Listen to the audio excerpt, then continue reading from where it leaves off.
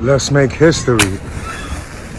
Little Italy in New York City's Lower Manhattan began in the 5 Points district, which is depicted in Gangs of New York. Italian Americans trickle into New York City, but they first came to America in mass numbers during the 1880s, and that's due to horrible conditions that were taking place during that period in Italy, such as drought, famine, high levels of crime, a withering economy. They took their chances and came to the quote-unquote New World. They immediately settled in the vile 5 Points district of Lower Manhattan, a treacherous, disease-infested neighborhood crammed with overcrowded tenement buildings. And they carved out a home in the area of 5 Points. It was a subsection of 5 Points called Mulberry Bend,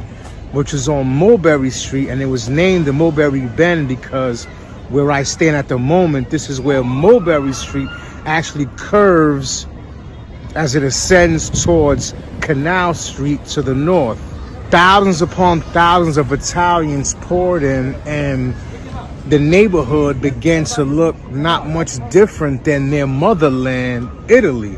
The way the Italians subdivided themselves.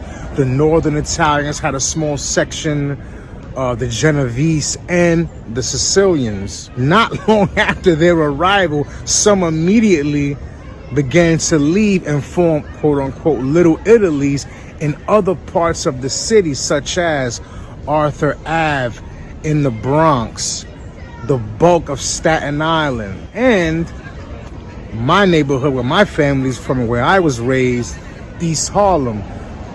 East Harlem, before it became known as Spanish Harlem as it is today, it was Italian Harlem, and it started during this period. In the late 1800s, early 20th century, mafia boss Ignazio the Wolf Lupo, who ran Little Italy, everything from extortion operations to counterfeit bill manufacturing that was done in Italy and shipped over to America.